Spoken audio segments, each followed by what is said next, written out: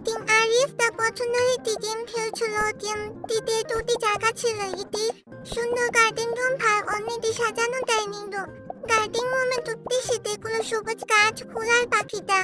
হঠাৎ গেমের ভিতরে এক নরম কণ্ঠে ভেসেল, এই বারণ তোমাকে কি আল্লাহ সৃষ্টিকর্ত মনে করে দেয়?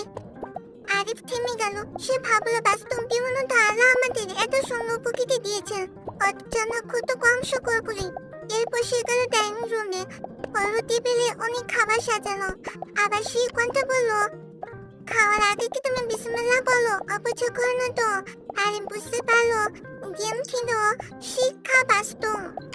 নবীজি সাল্লাল্লাহু আলাইহি সাল্লাম বলেছেন, খাবার নষ্ট করো না, কারণ অপচয়কারী শয়তানের ভাই। গেম শেষ করে আইস মোবাইল নামিয়ে রাখলো। সে জানালার পাশে দাঁড়িয়ে গাছের দিকে তাকিয়ে বলল, আলহামদুলিল্লাহ। সেদিন থেকে আরিফ ঠিক করলো, গেম খেলো কিন্তু নামাজ শুকর আদায় করতে ভুলবে না। তাই আমাদের এই গেমগুলো মনে করে আমাদের প্রাকৃতিক সৌন্দর্য আলাপ কতটা সুন্দরভাবে সৃষ্টি করেছেন এবং আমাদের আল্লাহ যা দিয়ে